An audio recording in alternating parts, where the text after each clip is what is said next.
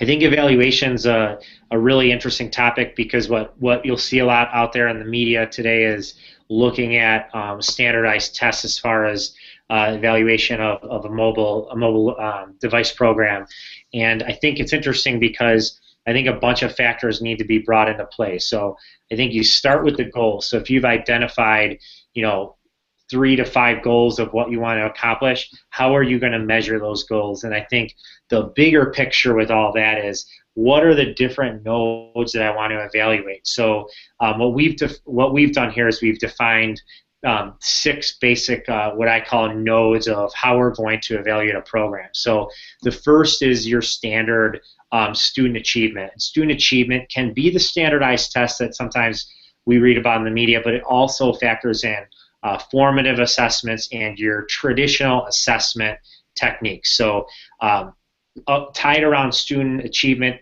to assessments, that's kind of number one. Number two is looking at the 20, what we're termed as the 21st century skills. We call them life skills, but identify life skills. So collaboration, critical thinking skills. What data did we capture that factor into how students were evaluated on that?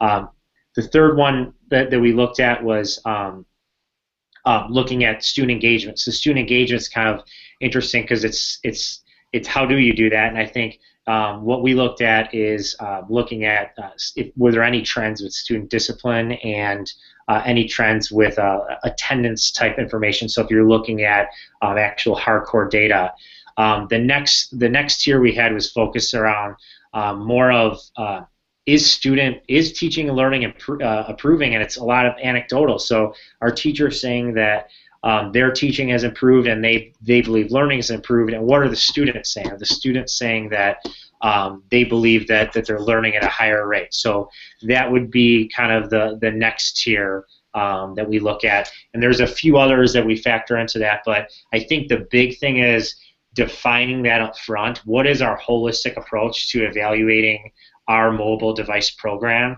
and then how are we going to collect that and having that wide range of how you're evaluating a program.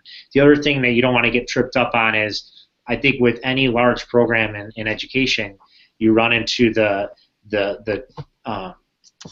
trap of trying to evaluate something after 1 year, and so many times you need a solid 3 to 4 years of a program to truly see the value of that. So I think when you have a holistic approach, you could look at 3 or 4 different nodes are just showing data that really is showing success or failures if you're on the failure side of things, and maybe one's not showing exactly what you want it to, and a lot of times that might be tied to the standardized tests, but ultimately across time that may or may not be affected. So the key there is just to take a holistic approach.